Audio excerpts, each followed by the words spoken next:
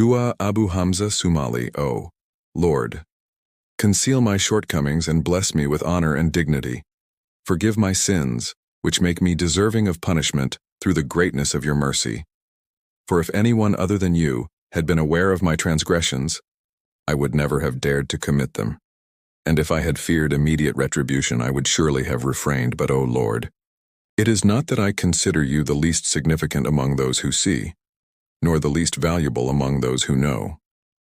Rather, it is because you are the most merciful in concealing faults, the most just in your judgments, the most generous in covering flaws, and the all-knowing of the unseen. Out of your infinite kindness you shield sins, and in your boundless patience you delay punishment. Thus all praise belongs to you alone.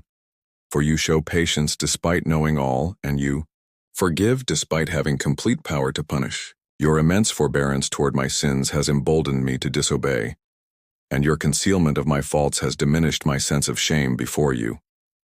The vastness of your mercy and the greatness of your pardon have given me the courage to transgress the limits you have set, O most forbearing and most generous, O ever-living, O sustainer, O forgiver of sins and acceptor of repentance, O bestower of immense kindness, O eternal in benevolence. Where is your supreme covering of faults? Where is your magnificent forgiveness? Where is that ease and relief that is so near to your servants? Where is your swift and unfailing help? Where is your boundless mercy? Where is your supreme generosity and endless grace? Where are your beautiful gifts? Where are your priceless blessings? Where is your infinite and immeasurable favor?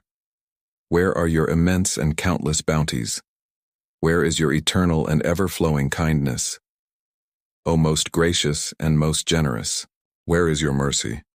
By that very mercy grant me salvation, and through your compassion bless me with deliverance.